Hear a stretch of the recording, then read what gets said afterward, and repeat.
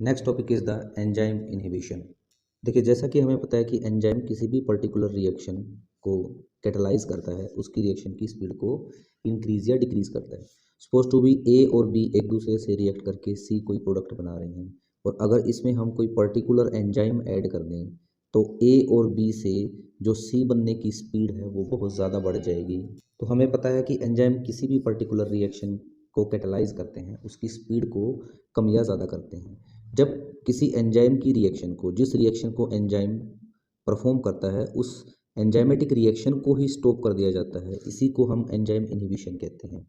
So enzyme inhibition means to stop the reaction, उस reaction को ही रोक दिया हमने, to stop the reaction performed by an enzyme. जो रिएक्शन कोई एंजाइम परफॉर्म करता है, उसी रिएक्शन को स्टॉप कर दिया। ये स्टॉप कौन करेगा? By the some toxic molecules और कुछ आयंस। ये टॉक्सिक मॉलिक्यूल्स और आयंस कौन कौन से हो सकते हैं? जैसे एग्जांपल के तौर पर, जैसे CO2 carbon dioxide, Cn negative cyanide, oxalic acid, कुछ मेडिसिन्स हो सकती हैं या फिर कुछ ड्रग्स भी हो सकती हैं जो किसी भी पर्टिकुलर एंजाइम की रिएक्शन को होने से रोकती हैं। तो इन सारे चीज़ों को हम एंजाइम इनहिबिटर कहते हैं और इसको हम एंजाइम इनहिबिशन कहेंगे। तो ये सारे मॉलिक्यूल्स और आयन जैसे कि CO2, Cn negative, oxalic acid, medicine, drugs, जो किसी भी एंजाइम्स की एक्टिविटी को या किसी भी एंजाइम की रिएक्शन को रोकते हैं, इन सारे केमिकल सब्सटेंस को, एटम, मॉलिक्यूल्स, आयंस को हम एंजाइम इनहिबिटर्स बोल देते हैं। So enzyme inhibitors the toxic substance like HCO2, Cn negative, oxalic acid, medicine, drugs, etc., which inhibits or stop the enzyme activity or which stop the enzymic reactions are called as enzyme inhibitors. Next topic is the types of the enzyme inhibitions. The enzyme inhibitions are basically of three types. It is basically of three types. The number one type is competitive enzyme inhibitions, and second one is the non-competitive enzyme inhibitions, and finally the third one is the uncompetitive enzyme inhibitions. First one is the competitive enzyme inhibition. First competitive enzyme inhibition में क्या होता है? Suppose to B ये हमारा enzyme है, और suppose to be this is our enzyme, और इस एंजाइम को हम ई से रिप्रेजेंट करते हैं, और ये क्या है? This is the active site of this enzyme, active site of this enzyme. और हमें पता है कि लोकेंट की हाइपोथेसिस में हमने पढ़ा है कि सबस्ट्रेट जो होगा, सबस्ट्रेट एस आकर इस एक्टिव साइट के ऊपर अटैच हो जाएगा एंजाइम की, और ES कॉम्प्लेक्स बना देता है। लेकिन कम्पिटिटिव एंजाइम इनहिबिशन में क्या होता है कि जो सबस्ट्रेट है और जो एंजाइम इनहिबिटर है, suppose to this our substrate S and this is the enzyme inhibitor, इन दोनों की शेप जो है वो सेम होती है।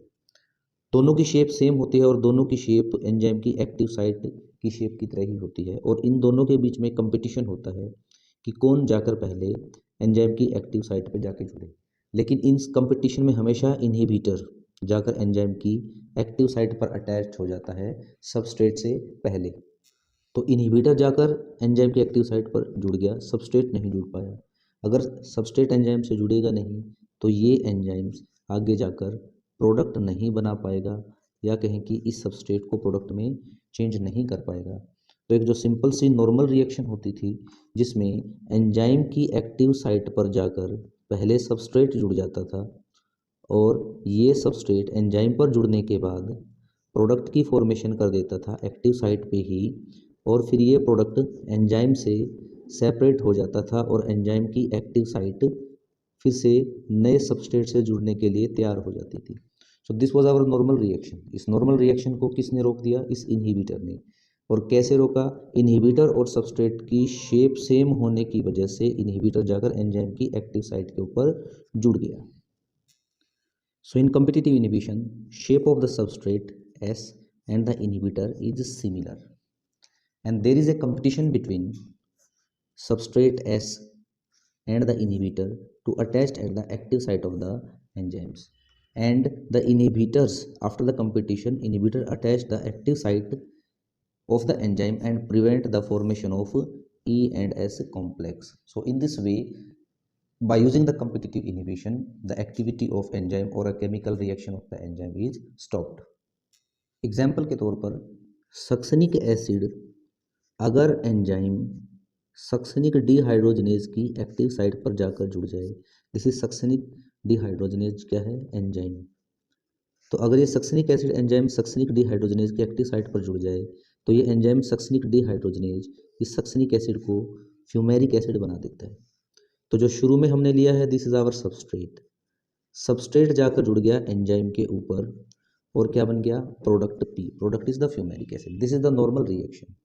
लेकिन अगर सक्सेनिक एसिड की जगह यहाँ पर मेलोनिक एसिड आ जाए या सक्सेनिक एसिड के साथ साथ मेलोनिक एसिड भी आ जाए, COOH CH2 COOH, this is our malonic acid.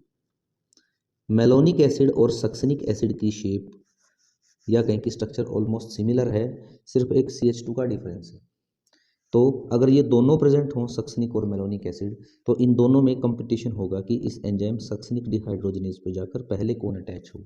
तो मेलोनिक एसिड जो है सक्सेनिक एसिड से पहले जाकर एंजाइम के एक्टिव साइट पर अटैच हो जाएगा, तो जिससे सक्सेनिक एसिड जो है एंजाइम के एक्टिव साइट पर नहीं जुड़ पाएगा, नहीं जुड़ पाएगा तो प्रोडक्ट फ्यूमेरिक एसिड की फॉर्मेशन नहीं हो पाएगी due to the competition for this active site between malonic acid and the succinic acid. Non competitive enzyme inhibition में क्या है कि जो एंजाइम है suppose to this our enzyme and this is our substrate, so this one is our substrate, this one is our enzyme, and supposed to be this is our inhibitors, like as this is our inhibitors. In this the shape of the inhibitors and the substrate is different, and the inhibitors do not attach at the active site of the enzyme. This inhibitor attaches some other site of the enzyme. This other site of the enzyme is also called as allosteric site.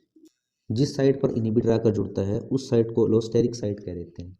तो जैसे ही inhibitors active site पर ना जुड़कर allosteric site पर जुड़ता है ये enzyme की एक्टिव साइट की शेप को चेंज कर देता है। एक्टिव साइट की शेप चेंज होने की वजह से ये सबस्ट्रेट जो है एक्टिव साइट पर इफेक्टिवली बाइंड नहीं हो सकता अकॉर्डिंग टू लोक एंड की हाइपोथेसिस।